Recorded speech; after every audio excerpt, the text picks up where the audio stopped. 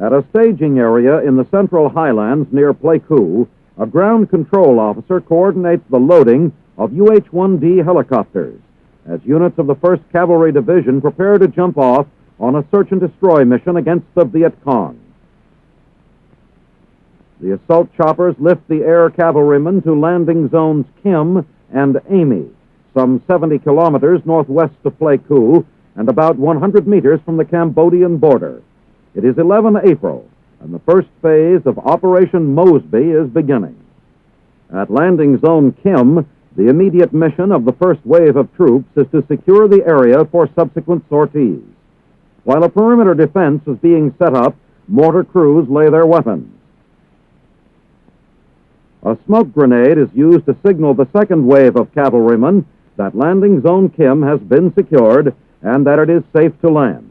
The units have drawn no enemy fire, and as the troops hit the ground, they move rapidly to the perimeter of the LZ, leaving the center free for helicopter traffic. These troops will hold the LZ for the next few days so that other units probing the jungles around it will have a secure base upon which to rely for quick support. The overall mission of this battalion-sized operation is to set up ambushes near the Cambodian border and to disrupt the suspected BC buildup of men and materiel in the area. The patrols, however, were routine. Other than the difficult terrain, one of the greatest challenges was to locate an adequate supply of usable water. There was no contact with the enemy by the elements filmed, and after 3 days of fruitless probes, the units gave up the search and pulled back to the Dak Hodrai River, where they began clearing a sandbar for a 3-ship landing zone.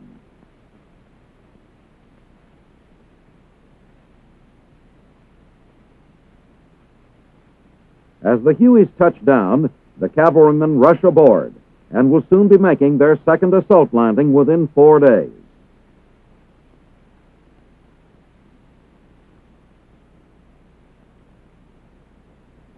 From this pickup point in KONTUM province, the units are evacuated to landing zone Joan, which they will secure to support battalion forward operations in the new area. As the first phase of Operation Mosby nears its end, there has been little contact with the enemy, but a considerable amount of DC equipment and ammunition was captured. After the new LZ is secure, the units are resupplied before continuing their patrols. Several days later, on 21 April, other units of the 1st Cavalry Division move out of their base camp at An Khe to begin the second phase of Operation Mosby.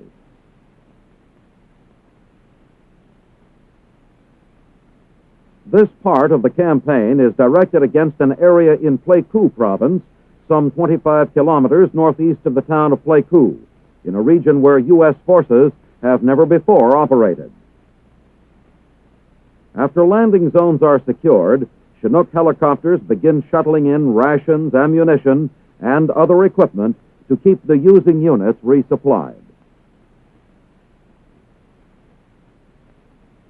At one of the forward LZs, artillery crews quickly lay their lightweight M102 howitzers and begin firing a mission in support of an infantry unit that is pushing 2,000 meters to the north.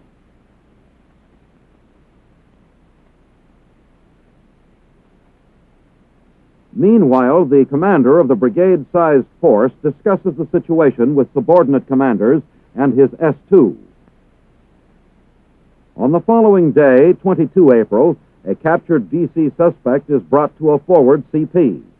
The prisoner is fed and then turned over to a Vietnamese intelligence officer for interrogation. After detailed questioning, the captive points out on a map an area where Viet Cong might be holed up. The suspect is bound, and plans are made for an attack against the suspected DC stronghold. With the bound prisoner in tow, a company moves out to investigate the information. Early in the march, a grass hut containing about 1,000 pounds of rice is located, but there is no sign of the Viet Cong. The hut is burned to the ground, and the company continues its search of the area. Soon after, the company comes upon a village that appears to be abandoned. The unit holds up at the edge of the jungle while the CO deploys his platoons around the cluster of thatched huts. The houses are far from deserted, and all the villagers are soon assembled for questioning. Although the inhabitants deny any involvement with the VC, there is disconcerting evidence to the contrary. A clump of bamboo spikes is found, such as those used by the VC for punji stakes. Also, there is a suspicious number of able-bodied adult males present. After much questioning through an interpreter with negative results, the suspected guerrillas are culled out and then marched away. They will be airlifted to a battalion CP for interrogation by a Vietnamese intelligence officer. Then the company leaves the village to continue its search of the area. At a battalion CP the following day, 24 April, the commander of the units participating in Phase 2 of Operation Mosby arrives for a report on latest developments. This extensive 4-day search of an area 20 by 30 kilometers square has produced no significant contact with the enemy.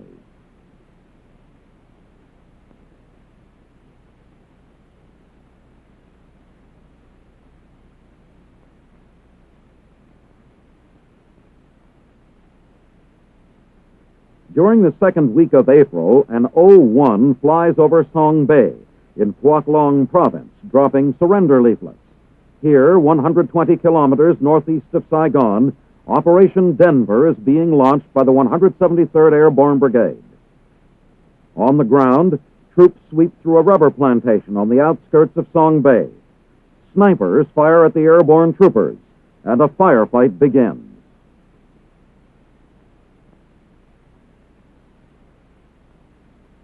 Then, as suddenly as it began, the enemy firing ceases and the Viet Cong break off.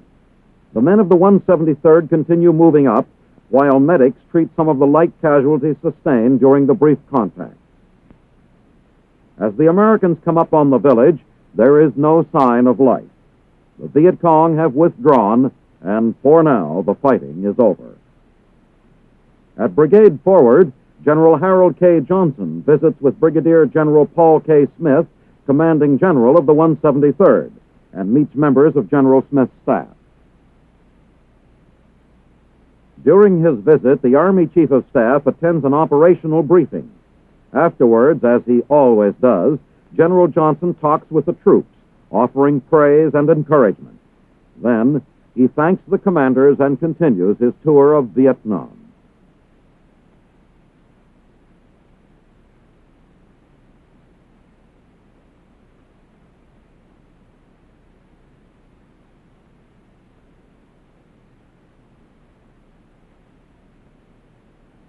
This boat is a part of a 12-man river patrol being conducted on 23 April by an American advisor and a regional force unit stationed at Quang Yuan, some 20 kilometers southeast of Saigon.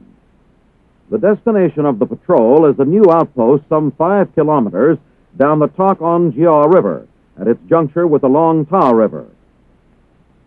Defensive positions are checked and ways of improving them are discussed by the American advisor and his Vietnamese counterpart at the outpost.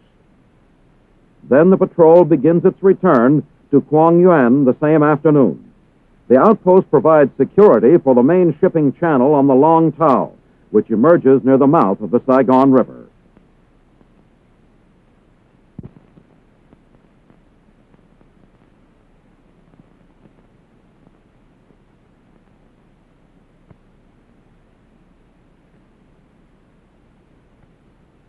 At Ban Hoa on 11 April, helicopters of an aviation battalion are being prepared for the day's mission.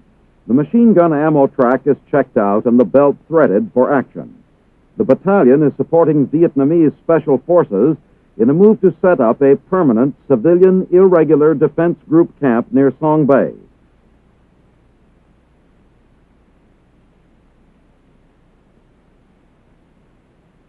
This operation marks the first use in Vietnam of the XM-31 experimental armament system with 2 mounted 20-millimeter cannons,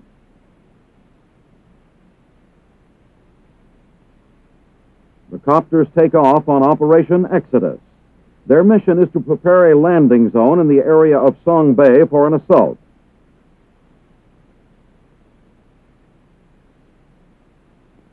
The aerial 20-millimeter cannon fire bursts of high-explosive incendiary ammunition.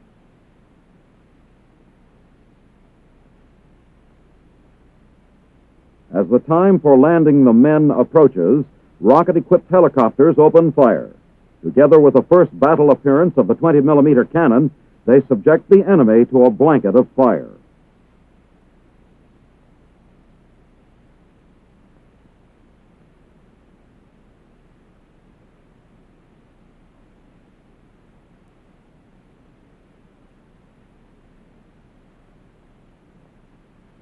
On 16 April, the USNS General John Pope dropped anchor off the harbor of Pinyon with more than 3,500 combat-ready Korean troops on board.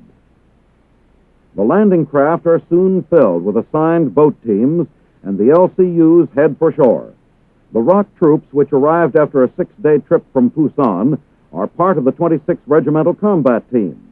They will be attached to the ROK Tiger Division, which has been serving in Vietnam since October 1965. On hand to greet the troops are Major General Stanley R. Larson, commander of Field Force Vietnam 1, and Major General Shea Myung Shin, commander of the ROK Tiger Division. The arrival of the 26th brings to approximately 25,000 the number of Koreans assigned to South Vietnam. In addition to the Tiger Division, this includes some 2,500 ROK engineers and the Korean Marine Blue Dragons. While the troops were still debarking, Admiral U.S.G. Sharp, Commander-in-Chief Pacific, and General William C. Westmoreland, Commander of U.S. Forces Vietnam, arrived to welcome them. Also present to greet the 26th, commanded by Colonel Won Sik Park, is the Korean ambassador to South Vietnam, Mr. Shin San-Chol.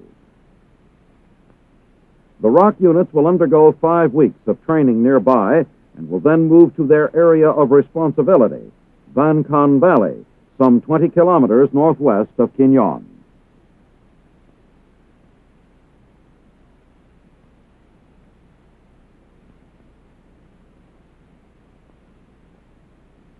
On 21 April in Washington, D.C., the White House Rose Garden is the setting for a posthumous presentation of the nation's highest award for heroism, the Medal of Honor to PFC Milton E. Olive III. Relatives and family friends attend. The President states that PFC Olive had made the hardest decision any man can make, to put others first and himself last. 6 months ago, the 19-year-old soldier from Chicago was with his platoon on a jungle trail near Phu Quang, Vietnam, when a Viet Cong grenade landed in their midst. PFC Olive threw himself over the live grenade and saved the lives of his fellow servicemen. His father receives the medal and citation from President Johnson.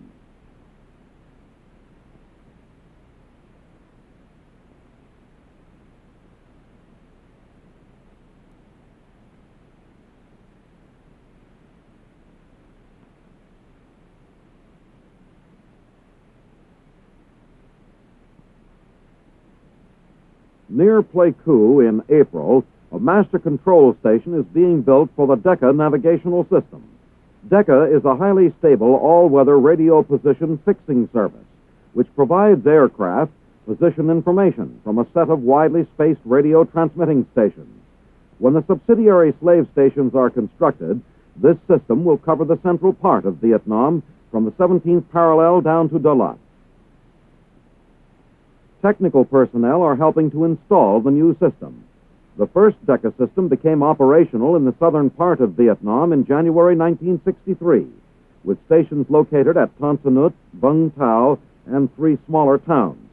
It has assisted greatly in combat assault missions, resupply of units, aircraft recovery, medevac, and other missions. Here, 2 of the technicians prepare a rough draft of a flight map at Tan Son Nhut Air Base.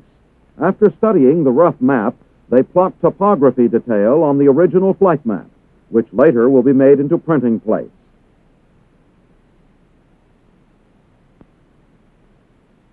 A technician reproduces copies of the flight log chart, which will be inserted into a display mechanism mounted on the console of the aircraft. Information is furnished to the aircraft up to a distance of several hundred kilometers.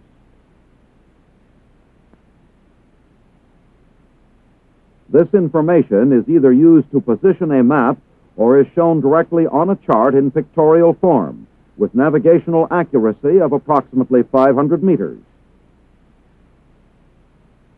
It can help a pilot to find a specific location in unidentifiable terrain.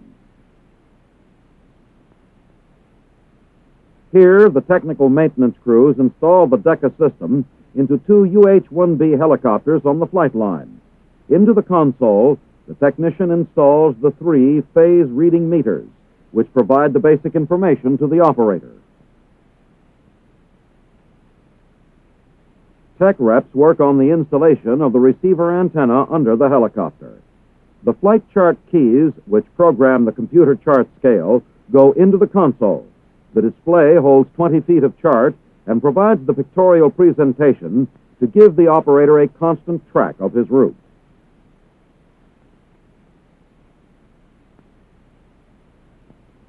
Then the display with its map is mounted in the cockpit. The newly installed equipment is explained to the crew chief. He is shown the computer in its storage compartment and the console with a chart display and keys.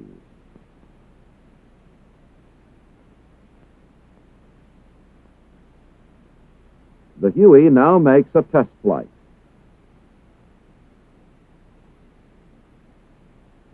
The moving flight log chart with its needle marks the helicopter's course. This system will help future operations by providing accurate airlifts and fire delivery from gunships.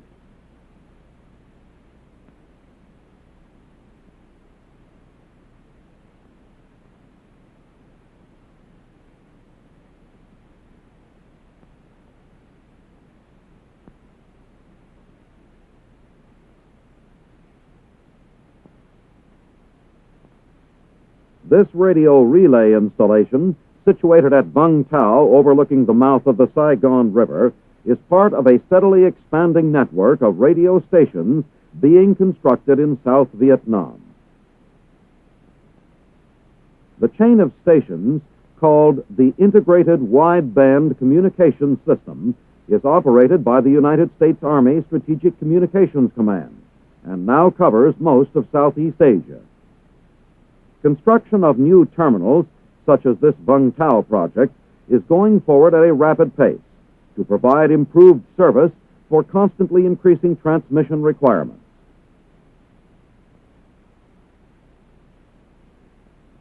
Farther north along the coast of South Vietnam at Nha Trang, another tropospheric scatter site is undergoing development.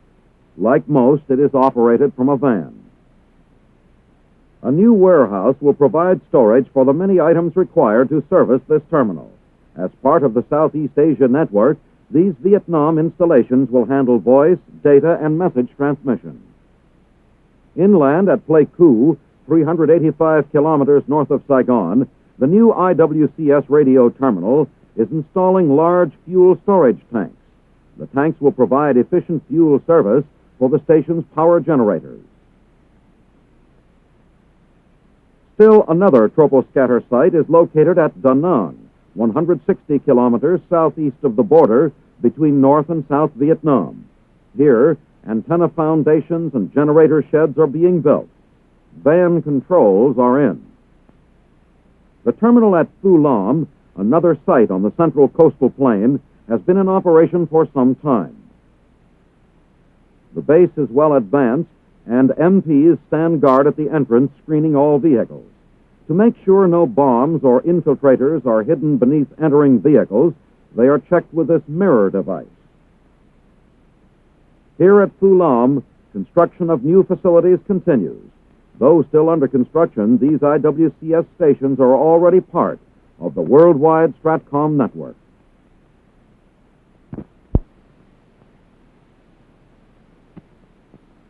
At PANMUNJOM Korea on 23 April, Major General Joseph O. Butcher, U.S. Marine Corps, arrives at the Military Armistice Commission meeting for his first session as senior representative of the United Nations Command.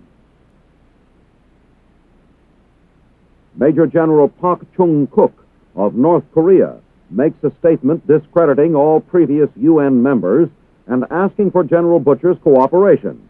Then UN members listen to accusations of armistice violations. General Butcher and other UN representatives listen to the familiar charges. When it is his turn to address the meeting, General Butcher replies by showing a North Korean propaganda film that depicts the introduction of modern Russian equipment to North Korea.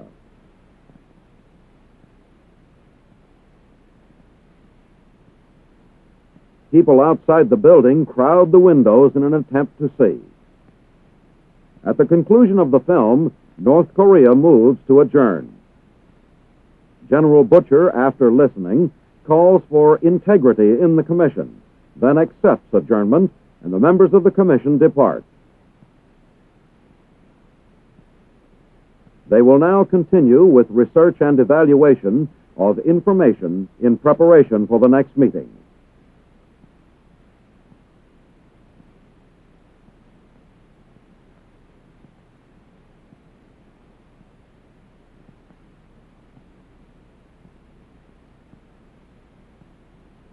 This is Camp Randall near Santo Domingo, base for units of the 82nd Airborne Division, which is part of the ready force of the IAPF. Units of the military police are inspected and receive their patrol orders before they move out on their daily mission. In April, 14 patrols range daily throughout the city, including the area now known as the Rebel Sector. The Inter-American Police Force is composed of 8,000 troops from 6 countries, including 1,000 soldiers and Marines from Brazil and men from Nicaragua, Paraguay, Honduras, Costa Rica, and the United States. The patrols are accompanied by Dominican National Police. MP vehicles guide convoys for 16 hours daily along the MSR, the main supply route which crosses the center of Santo Domingo. The military police were brought in to help the civilian population. This sergeant tells about his present duty. I find the big difference in pulling duty here rather than any place else is that more than law enforcement, we have a large security problem and mission. Probably the biggest job of the military police in the Dominican Republic, requires the most thought, planning, and people, is the security of the U.S. forces here, the U.S. forces installations, and VIP security. Confusing political slogans for the June 1st election seem to be on every wall. Balaguer is the conservative candidate. The Liberals' nomination is former President Bush. One voter writes, "Go home, Yankee, and take me with you."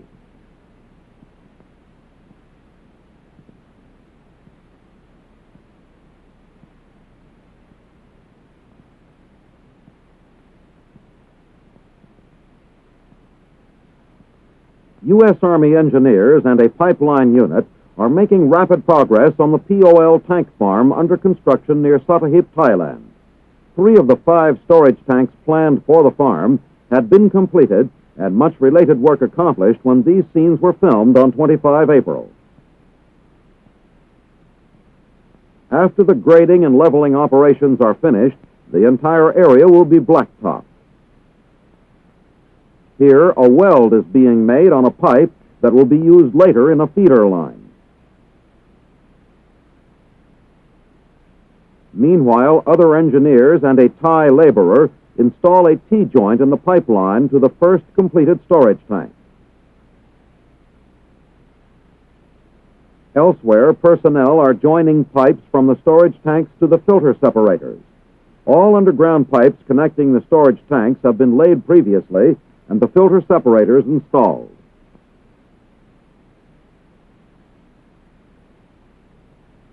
Each of the bolted steel storage tanks will hold 10,000 barrels of aircraft fuel. The 4th tank has been started and the base constructed for the 5th. Completion is scheduled for 25 June, some 4 months after work began.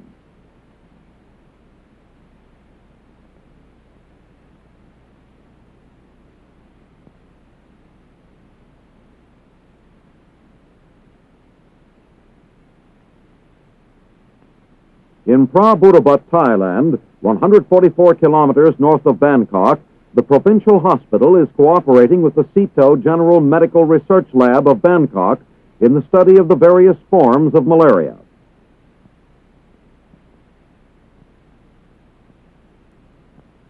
In a hospital, a cage of mosquitoes is fed the blood of a malaria patient for the transfer of the disease to gibbons. Malaria studies comprise a large percentage of Santo's medical research. Long-term investigations are made primarily by the hospital staff. Most malaria research involves the use of non-human hosts. Human malaria has been successfully transmitted to gibbons by injections and by mosquitoes. At the Santo laboratory in Bangkok, specimens are received for evaluation from all parts of Thailand. These specimens are primarily body fluids, such as blood, urine, and spinal fluid. The technician here injects fluid into test vials as the entomology lab conducts a precipitin test of mosquito blood meals. A great deal of field work is required to collect specimens and samples of diseases and virus throughout Thailand. Medical teams are constantly at work in the field, forwarding specimens to the research lab in Bangkok for evaluation and cataloging. The United States has been working with Thailand in medical research for over 5 years. The U.S. component of the lab is a special activity of Walter Reed Army Institute of Research, U.S. Army Medical Research and Development Command. Research collaboration is also performed with the Thai Ministry of Public Health, the School of Tropical Medicine, and the Ministries of Agriculture and Interior. In the automatic blood analyzer, specimens are drawn through the tube system and the results scribed on the recording unit. An American technician takes the recorded data of the tests and by means of an overlay chart reads the results. Malaria affects more people in Thailand than any other disease. In the cooperative research project, the problem of disease resistance to drugs is being investigated. 7 of 9 scientific departments here are involved in the study of malaria. The results of this research are of great importance in both peace and war.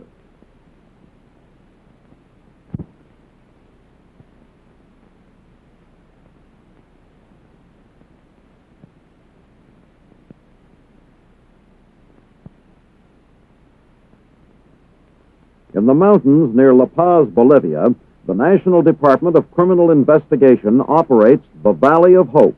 It is literally that for some 40 Bolivian boys who were picked up by the police for minor offenses, such as stealing food.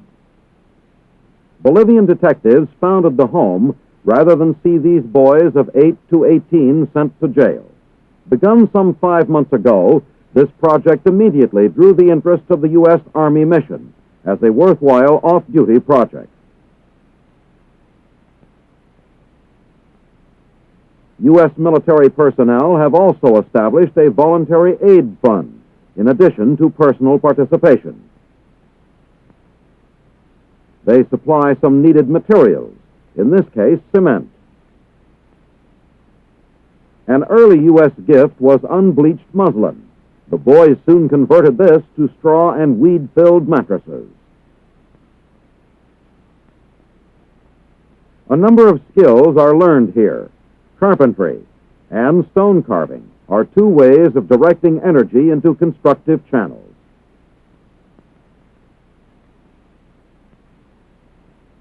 There are garden plots where the boys, on their own, raise a variety of basic vegetables. The boys provide whatever they can with their own efforts.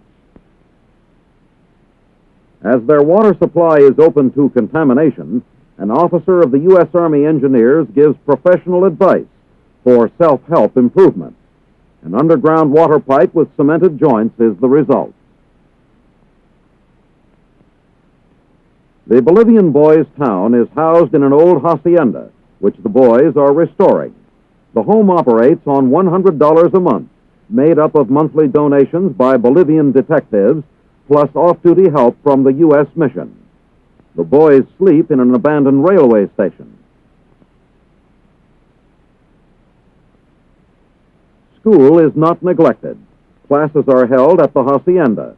Representatives of other schools are invited to visit and study the project in the hope that this will encourage donations of much-needed books and supplies. Some of the cement supplied by USARMIS donations is used to improve the swimming pool. Some will be used to repair the small chapel housing the statue of the patron saint of wayward children.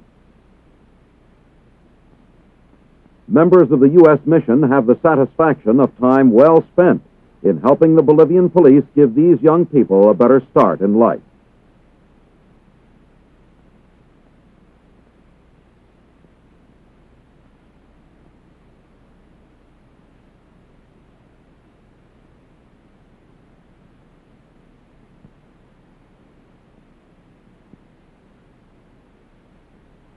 High atop Mount Guglielmo in northern Italy, a badly deteriorated refuge is being rebuilt through the combined efforts of U.S. Army personnel and the local populace.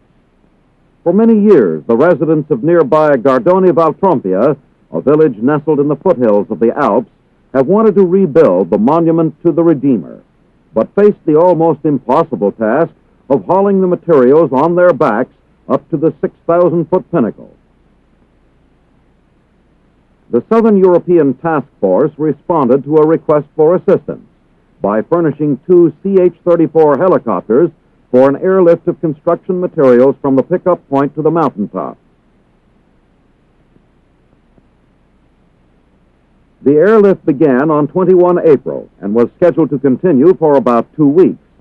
An estimated 440 flights will be needed to transport the 400 tons of materials.